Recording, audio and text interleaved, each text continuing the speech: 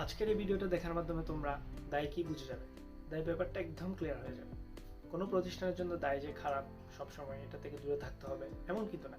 দায় একটা খুবই সাধারণ ব্যবসায় মোট সম্পদের মধ্যে তৃতীয় পক্ষের দাবি হচ্ছে দায়।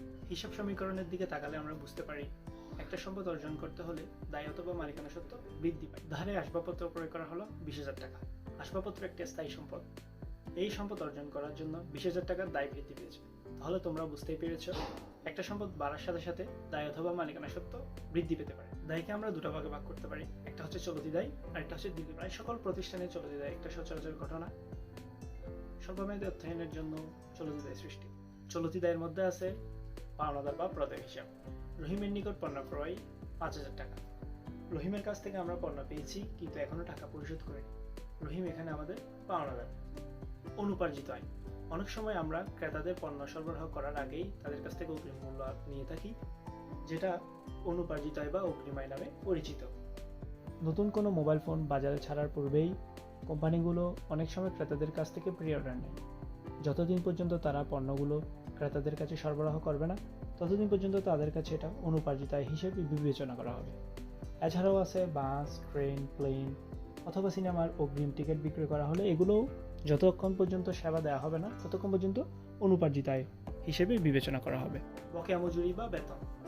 কোনো প্রতিষ্ঠানের যদি মজুরি অথবা বেতন বকেয়া থাকে সেটা চলতি দায়। মজুরি ও বেতন আলাদা করে বলার কারণ হচ্ছে বেতন যেটা মাস শেষে দেওয়া হয় আর মজুরি হচ্ছে কোনো একটা কাজের শেষে বা দিন শেষে দেওয়া হয় শ্রমিকদেরকে। স্বল্পমেয়াদী ঋণ।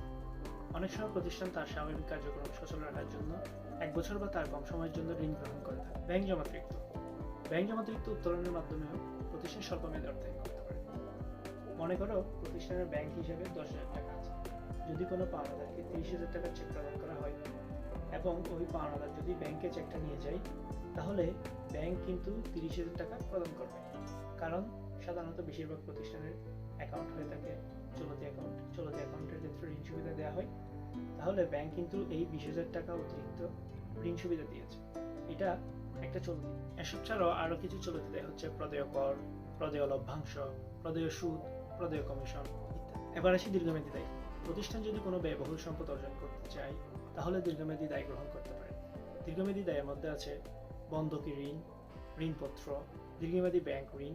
ধরো এক্স নামে একটা কোম্পানি চট্টগ্রামে একটা ব্রাঞ্চ করবে।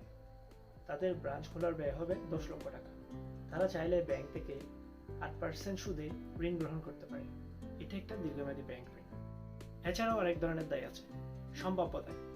নাম শুনে বুঝতে পেরেছ যে দায় এখনো হয়নি, ভবিষ্যতে হওয়ার সম্ভাবনা আছে, আবার নাও হতে পারে। এই ধরনের দায়কে সম্ভাব্য। প্রতিষ্ঠান যদি কারোর ঋণের জামিনদার হয় তাহলে ঋণ গ্রহীতা যদি যথাসময়ে ঋণ পরিশোধ না করে তখনই জামিনদারের নিকট দায় সৃষ্টি হয়। এছাড়াও বিচারাধীন মামলার দাবি, চুক্তিভঙ্গের খেসারত ইত্যাদি সম্ভাব্য দায়।